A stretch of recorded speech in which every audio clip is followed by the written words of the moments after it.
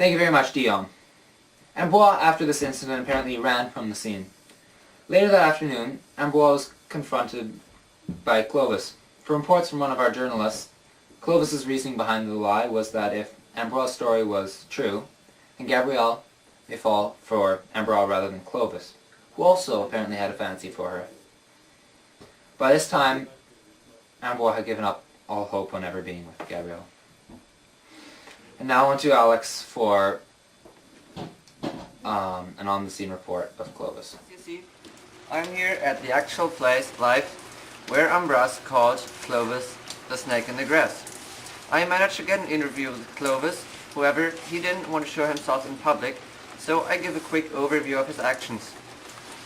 Clovis is the main antagonist in the story. That means he's the bad guy. He's the son of the banker in the town where the story happened, and he was the friend of Ambroise, although we know that he later betrayed him. He first got introduced when he told Ambroise the embellished story of Ambroise's whale catch he had overheard somewhere. In this first conversation, Clovis played with Ambroise's impatience to hear the story, yet he appeared as Ambroise's friend. When Ambroise suggested him to be his witness during another whale catch, he consented at once, emphasizing that after all he is the banker's son, and therefore, quote, mustn't tell lies, because otherwise his father as a banker would lose clients, right? However, in the important moment he did lie, and like that tried making Gabrielle love himself instead of Ambroise. Quote, I never saw him catch a whale. When Ambroise later takes him to task, Clovis explained that he also had an eye on Gabrielle. Thereupon, Ambroise calls him snake in the grass, liar, and perjurer. Perjurer, by the way, is someone who breaks a promise or an oath. Alright, to summarize Clovis' part in the story, Clovis' lie was the turn of the story. It surprised because the reader took him for a good friend of Ambroise and a confidential person. The opposite was the case. And with that, I give back to Baron.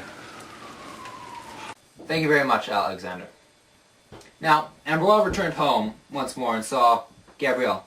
She had decided that Ambroise had made up the story to impress her, and he had stood against all these people to win her.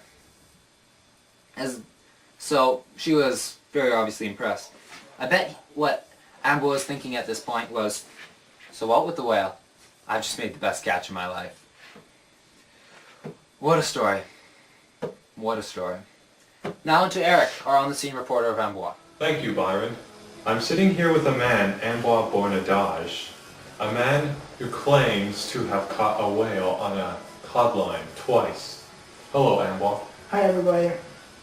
Tell us, did you really catch this whale? Yes, I really catch the whale. It made me proud, but no one believes me.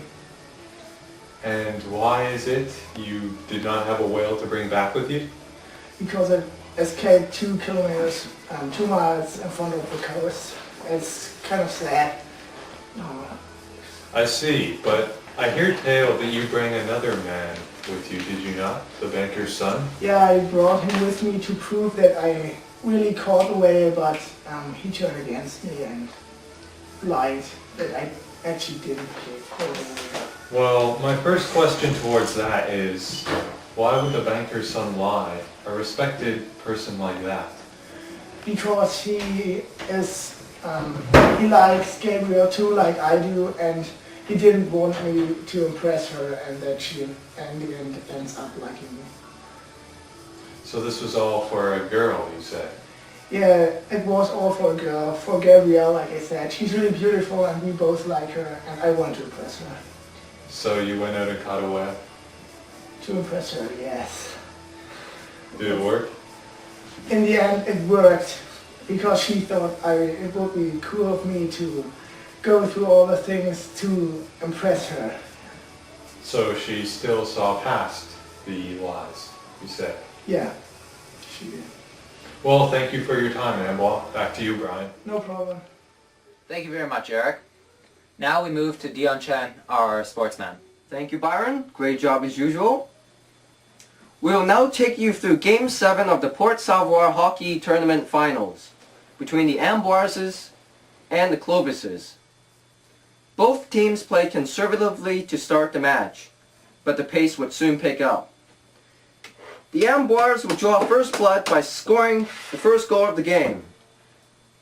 But as the referees approached, the Clovises gathered around them and persuaded them that there had been an infringement in the play.